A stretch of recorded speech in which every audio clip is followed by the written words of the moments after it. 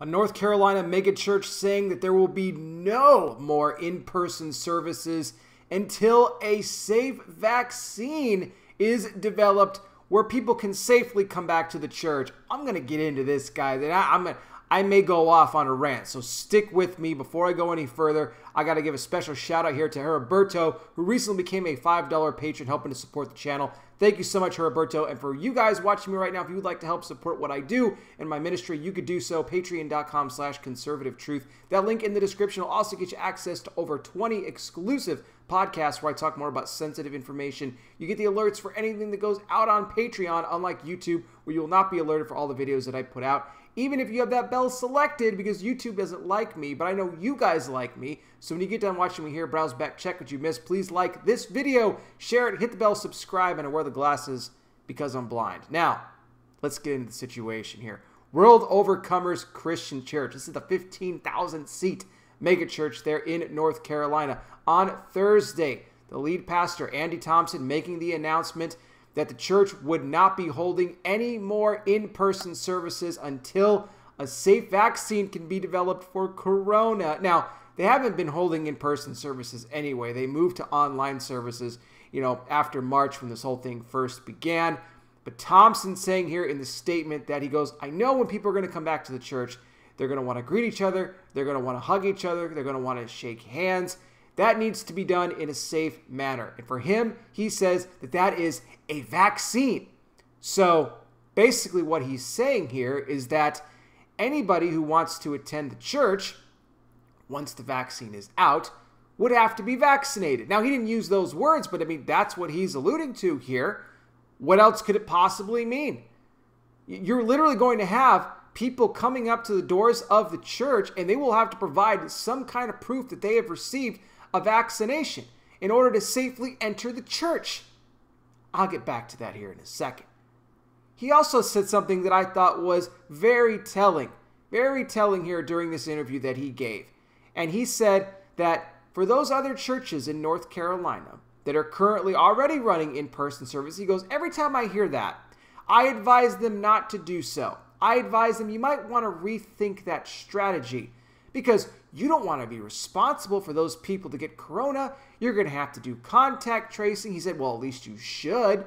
But you should really rethink that strategy. It's not a good idea. People need to adapt to the new world that we are in. Whoa, wait a minute.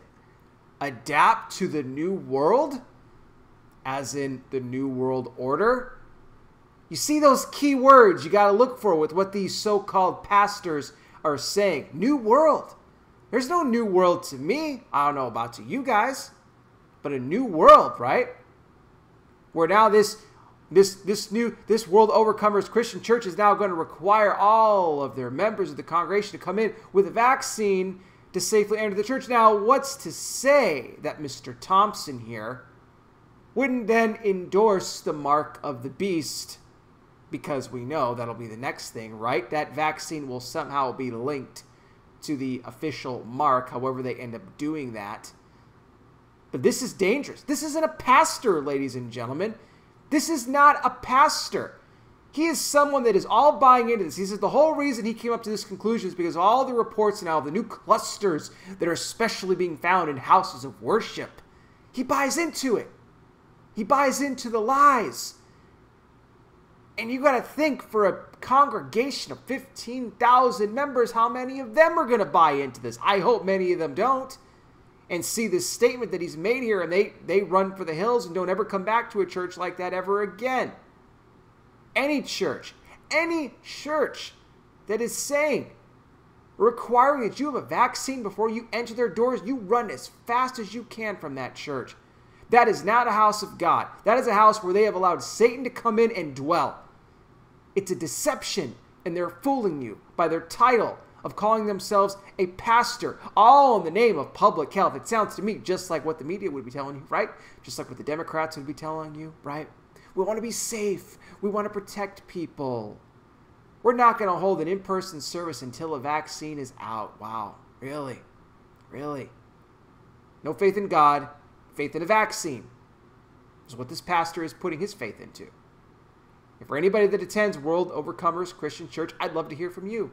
You can leave a comment down below if you've heard the statement, or maybe this is the first time that you were hearing that your pastor has made this statement. Would you get yourself a vaccine in order to safely come back to this church? Or would you run? And also anybody else, you don't have to attend this church. I want to hear from everybody. What do you think here about this statement? How dangerous is this going forward? And do you believe that a pastor like this would, in fact, like I said, help usher in the eventual mark of the beast? Thank you guys so much for watching. I really do appreciate it. I will put the full link to what he had to say down below in the description. You can check it out there. Thank you so much for watching.